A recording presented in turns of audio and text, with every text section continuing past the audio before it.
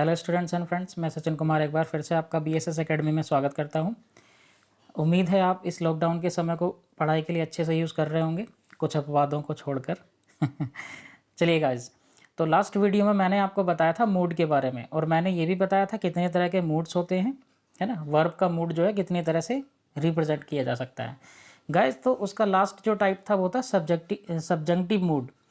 तो subjunctive mood को मैंने बोला था मैं नेक्स्ट वीडियो में डिस्कस करूंगा, तो आज मैं उसी को डिस्कस करूंगा। और इसके जितने भी टॉपिक्स में बताऊंगा, जितने 2-3 रूल्स में बताऊंगा, हर एक से एक क्वेश्चन जरूर आएगा एग्जाम में, इसलिए आप इसको लास्ट तक देखें जिससे कि आपका कोई भी चीज़ स्किप ना हो।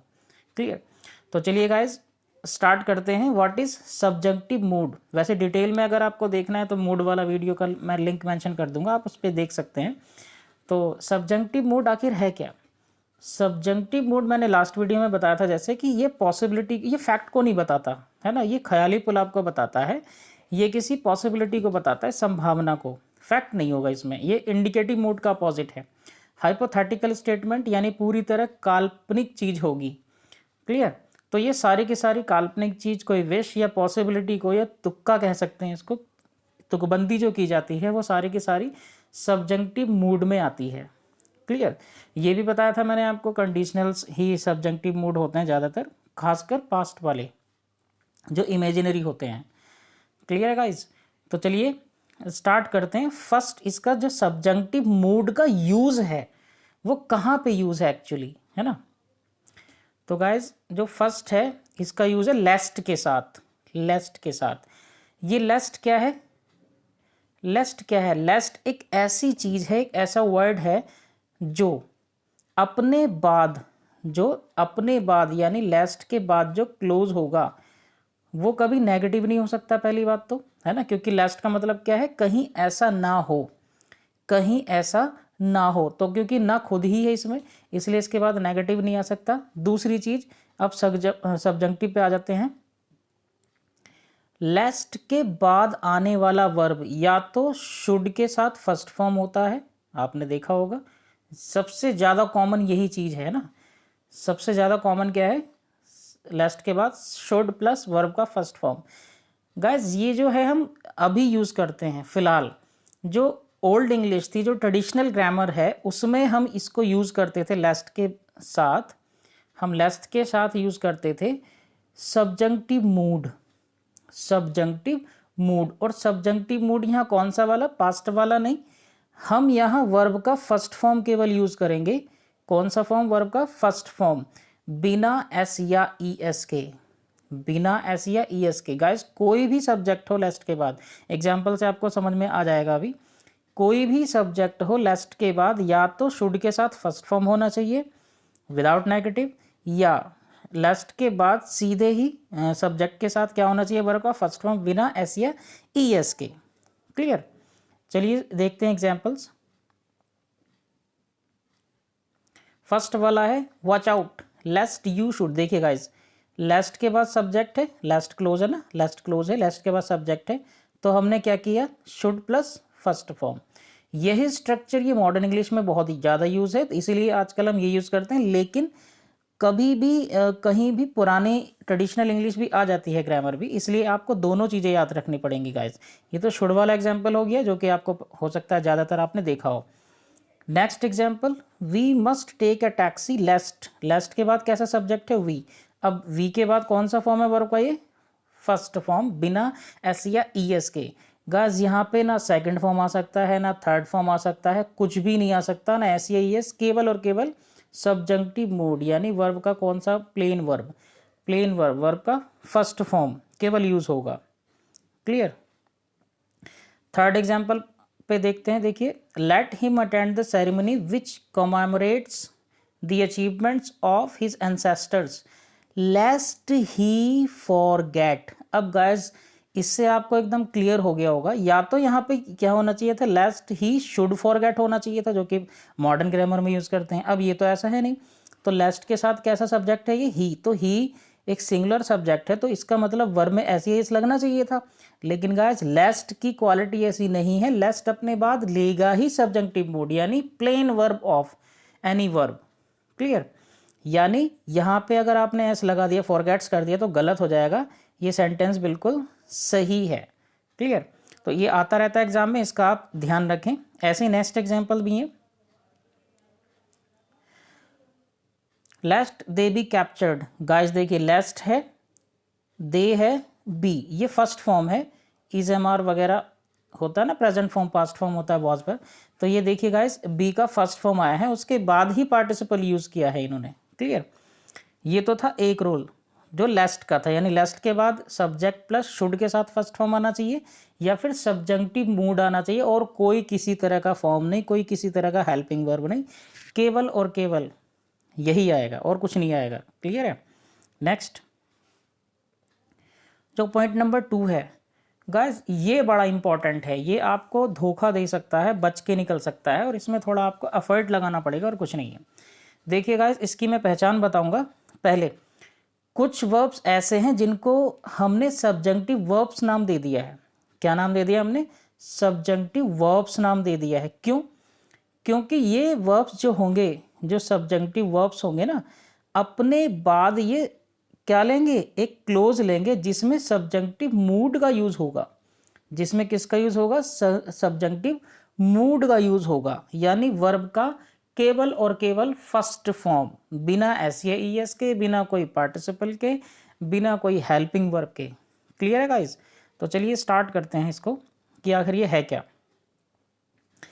सब्जेक्ट 1 प्लस सब्जेक्टिव वर्ब, कोई सी भी वर्ब हो, कैसा भी टेंस हो उसका, इस वर्ब का कैसा भी टेंस हो, यानी किस में हो सकती है? Present, past, future, it doesn't matter. उसके बाद दैट क्लोज होगा। दैट क्लोज के बाद गाइस ये आपको ध्यान रखना है, आप जो पहचान है ना, बहुत ही बढ़िया पहचान है।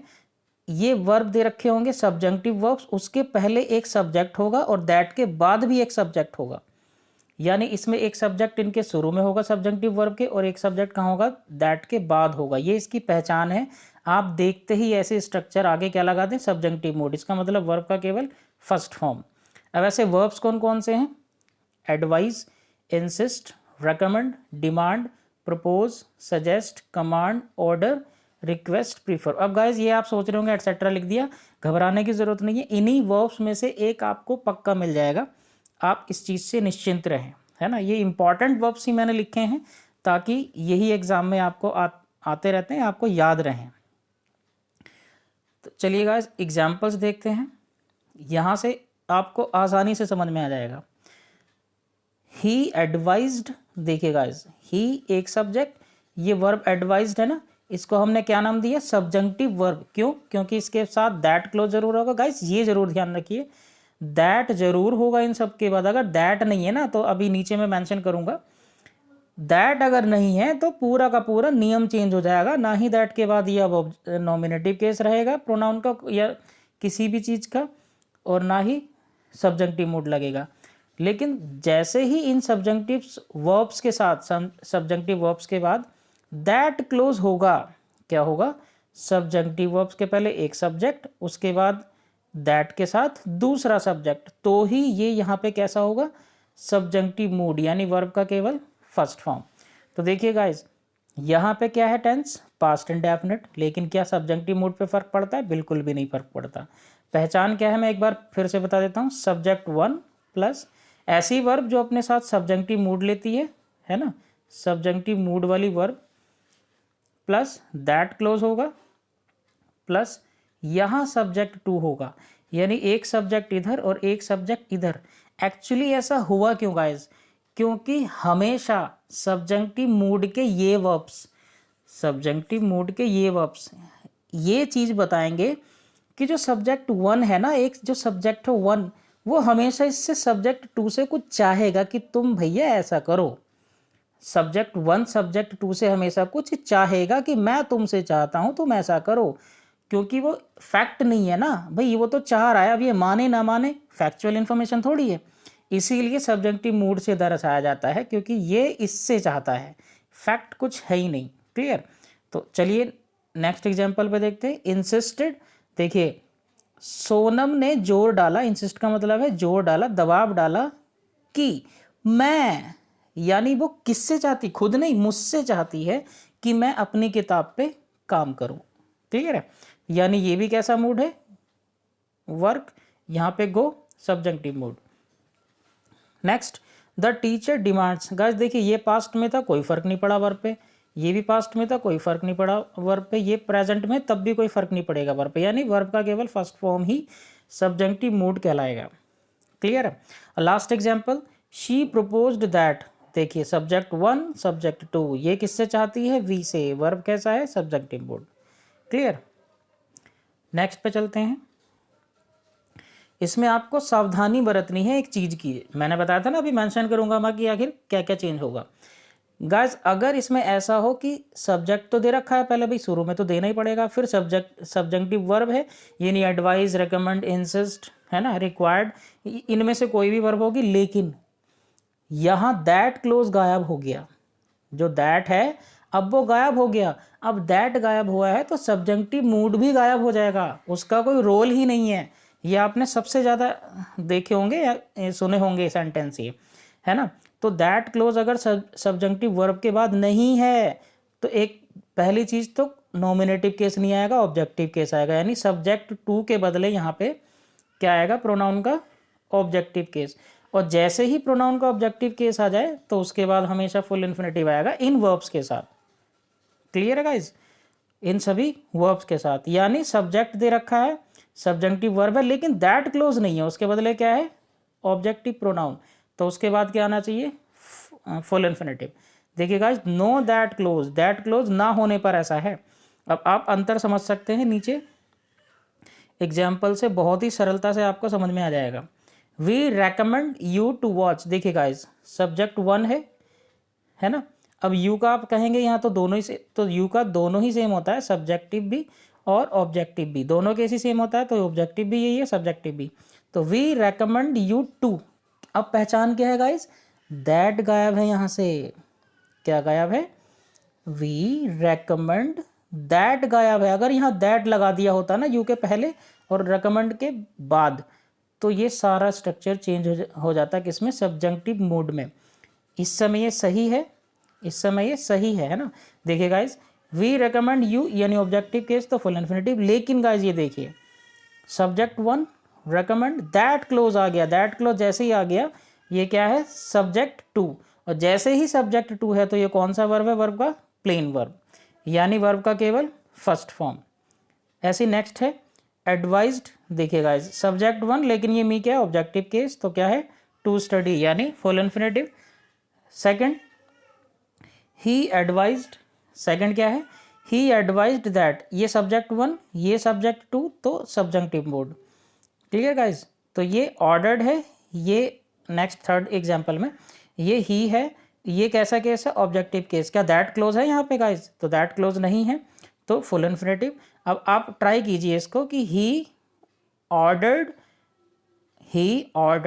दैट, उसके बाद आप ट्राई कीजिए, आप खुद ही बना सकते हैं कैसा मूड यूज होगा, सब्जेक्टिव मूड यूज हो जाएगा। क्लियर, और बहुत ही सरल चीज़ है, ज़्यादा टफ नहीं है, बहुत ही ज़्यादा सरल है, बहुत ही ज़्यादा, बस एक बार आपको 1-2 बार पढ़ेंगे तो वैसे ही याद हो जाएगा। जो लास्ट चीज़ है इसकी, जो ऊपर मैंने वर्ब्स बताई हैं उन्हीं का यूज़ होगा, प्लस यहाँ पे थोड़े एडजेक्टिव्स भी हैं जो एग्जाम में आ जाते हैं, क्योंकि पार्टिसिपल, पास्ट पार्टिसिपल भी एडजेक्टिव का काम करता है। तो चलिए आगे चलते हैं। जो तीसरा रूप है, किस तरह से यूज़ होंगे ये वर्ब्स, बस वो याद रखना है। It plus B, it plus B का मतलब बी का फॉर्म क्या होगा, इज, एम, आर, वॉज और were. It plus B plus some adjectives या फिर past participles of above subjectives verbs, above subjective verbs. यानी ऊपर जो मैंने बताया था ना, ये गाइस लिखा है ना, एडवाइज, इंसिस्ट, डिमांड, आप ऊपर जाके चेक कर सकते हैं फिर से, रेकमेंड, ये सभी के सभी इनका या तो थर्ड फॉर्म यूज हो, किसके साथ, इट प्लस बी के साथ, या तो इन सभी वर्ब्स का थर्ड फॉर्म यूज हो जो कि ये लिखा है ना, या फिर कुछ एडजेक्टिव्स दे रखो हो जैसे urgent, necessary, mandatory, important, essential, obligatory etcetera. यही काफ़ी हैं, बस इनको आप याद रखिएगा, इन्हीं में से एग्जाम में आ जाएगा, है ना। तो इट प्लस बी से शुरू होगा सेंटेंस, उसके साथ ये होगा या फिर ये सारे एडजेक्टिव्स होंगे इनमें से कोई भी, तो उसके बाद दैट क्लोज जैसे ही दिख जाए तो गाइस देखिए दैट क्लोज है तो यहाँ पे ऑब्जेक्टिव केस तो हो नहीं सकता, कैसा है ये, सब्जेक्टिव केस। उसके तुरंत बाद कौन सा लगेगा, सब्जंक्टिव मूड लगेगा, यानी जो ऊपर स्ट्रक्चर थी वर्ब का केवल फर्स्ट फॉर्म बिना एस या ई एस के। क्लियर है गाइज, यानी क्या होगा, बिना एस या ई एस के। तो उनका पार्टिसिपल फॉर्म मैंने ये बता ही दिया है कि ये पास्ट पार्टिसिपल है, एडजेक्टिव का काम करता है। कुछ एडजेक्टिव्स भी होंगे, या तो ये होगा इनमें से कोई एक यूज़ करेगा एग्जामिनर, या फिर इनमें से कोई एक चीज़ यूज़ करेगा, है ना। जैसे आप नीचे एग्जाम्पल से समझ ही सकते हैं, बहुत ही आसानी से आप समझ लेंगे। फर्स्ट एग्जाम्पल है इट वॉज। देखिए गाइस, इट प्लस बी है इट वॉज, एडवाइज्ड वर्ब का थर्ड फॉर्म यानी पास्ट पार्टिसिपल, दैट क्लोज दे रखा है। तो जैसे ही आप दैट क्लोज देख लें तो इसके बाद क्या आएगा, सब्जंक्टिव मोड। अब गाइस एक सवाल आपके मन में उठ रहा होगा कि सर हमने तो शुड वाला भी पढ़ा है, तो कोई दिक्कत नहीं है। अगर यहाँ पे इसको हटाना चाहें तो शुड के साथ भी हम वर्ब का फर्स्ट फॉर्म, शुड के साथ भी हम वर्ब का फर्स्ट फॉर्म लगा सकते हैं अगर ऑप्शन में ये नहीं है। और अगर दोनों ही ऑप्शन में है तो ब्रिटिश इंग्लिश हम लोग क्योंकि पढ़ते हैं ब्रिटिश ग्रामर, इसलिए हम शुड को ही प्रीफर करेंगे, फिर सब्जेक्टिव को हम इग्नोर कर देंगे अगर दोनों ऑप्शन में है। Clear. Next example it was. देखिए गाइस, इट वॉज ये उसका उनमें से वर्ब थी थर्ड फॉर्म, ये भी थर्ड फॉर्म, ये भी थर्ड फॉर्म, है ना। इनके साथ क्या है, दैट क्लोज, दैट क्लोज, यहाँ पे सब्जेक्ट, ये भी सब्जेक्ट, ये भी सब्जेक्ट। तो देखिए गाइस, चाहे सिंगुलर सब्जेक्ट है, प्लूरल सब्जेक्ट है, कोई सा भी है, कोई फर्क नहीं पड़ रहा, फर्स्ट फॉर्म ही आ रहा है, यानी वर्ब का हमेशा फर्स्ट फॉर्म बिना एस या ई एस के ही आएगा। ये तो थे उन्हीं वर्ब्स का इट प्लस बी के साथ यूज। इंपॉर्टेंट है गाइस, ध्यान से इसको नोट करके याद कर लेना। For the example it is necessary that, it is necessary, necessary क्या है, एडजेक्टिव, इंपॉर्टेंट क्या है, एडजेक्टिव, मैंडेटरी क्या है, एडजेक्टिव। तो गाइस इट प्लस बी के साथ हमने क्या यूज़ कर लिया, कोई भी एडजेक्टिव जो ऊपर मैंने दिए थे बस वही याद करने हैं आपको, है ना। उसके साथ क्या है, दैट क्लोज, दैट क्लोज, और दैट के साथ ये सब्जेक्टिव है केस, और उसके साथ फिर क्या है, ये सब्जेक्टिव मोड, यानी वर्ब का फर्स्ट फॉर्म ही है ना। देखिए गाइस, सब जगह क्या है, वर्ब का फर्स्ट फॉर्म, कोई फर्क नहीं पड़ रहा कि सब्जेक्ट सिंगुलर है प्लूरल, वर्ब का कैसा फॉर्म है, first form.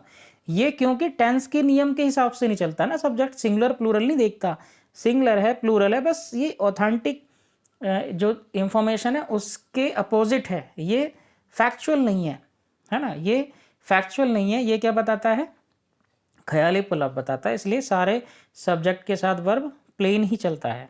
Clear guys. Next पे चलते हैं गाइज। इसमें एक चीज़ और आप ध्यान रखना, जो कि आप हो सकता है अभी तक ज़्यादा पूछा नहीं है लेकिन गड़बड़ हो सकती है। गाइज इट वॉज इम्पॉर्टेंट ऊपर वाला स्ट्रक्चर है, एडजेक्टिव वाला, दैट के साथ सब्जेक्ट। अब ये क्या है, नॉट लीव। इसका मतलब आप अगर इस पूरे स्ट्रक्चर के बाद जो दैट क्लोज है वो नेगेटिव दे दिया जाए तो, नेगेटिव का मतलब उसमें नोट वगैरह किस तरह से लगाना पड़ेगा गाइज। हाँ, अब नोट कैसे लगेगा, आप कभी भी डिडंट या डोंट का यूज़ नहीं कर सकते। क्यों, क्योंकि क्या मैंने ऊपर सेकंड फॉर्म बताया आपको, नहीं बताया। क्या मैंने ऊपर फर्स्ट फॉर्म बताया, एस या ई एस बताया, नहीं बताया। इसलिए क्योंकि ये बिना वर्ब के, सॉरी बिना एस या ई एस के वर्ब, उसके बिना फॉर्म के वर्ब का केवल फर्स्ट फॉर्म ही यूज़ होगा। कुल मिला के मैं सीधे शब्दों में वर्ब का फर्स्ट फॉर्म ही यूज़ होना है, इसलिए ना तो डोंट यूज़ कर सकते हैं ना डिडंट यूज़ कर सकते हैं। क्या करेंगे आप, सीधे नॉट लीव, जैसे होता है ना फुल इन्फिनेटिव का not to go, not to come, ऐसे ही बेयर इन्फिनेटिव का होता है ना नॉट गो, नॉट कम। तो वही स्ट्रक्चर यहाँ पे नॉट के साथ वर्ब का फर्स्ट फॉर्म। इसको आप सिंपल तरीके से याद करने के लिए बेयर इन्फिनेटिव कह के याद कर सकते हैं, है ना, कह के मान के याद कर सकते हैं कि बेयर इन्फिनेटिव वाला ही है। तो गाइस ये वाला सेंटेंस क्या है, गलत है, और ये वाला सेंटेंस सही है। अब लास्ट पे आप आइए, सजेस्टेड है, सजेस्टेड के बाद दैट क्लोज, ये सब्जेक्ट है। तो यहाँ पे नेगेटिव अगर नहीं होता तो आप बता देते कि हाँ सर ये तो वर्ब का फर्स्ट फॉर्म है, बिल्कुल सही है, क्योंकि सब्जेक्टिव मूड लेगा ये स्ट्रक्चर, अगर ये इतना पूरा स्ट्रक्चर दे रखा होगा तो। नेगेटिव है, डिडंट या डोंट का यूज़ कर नहीं सकते, तो ये कौन सा फॉर्म लगा दिया हमने, ये बेयर इन्फिनेटिव जैसा फॉर्म लगा दिया, यानी नॉट के साथ वर्ब का फर्स्ट फॉर्म, यानी ये क्या है, बिल्कुल सही स्ट्रक्चर है। क्लियर। तो I hope you understand all the things mentioned here. अब मिलते हैं नेक्स्ट वीडियो में, तब तक के लिए बाय, टेक केयर।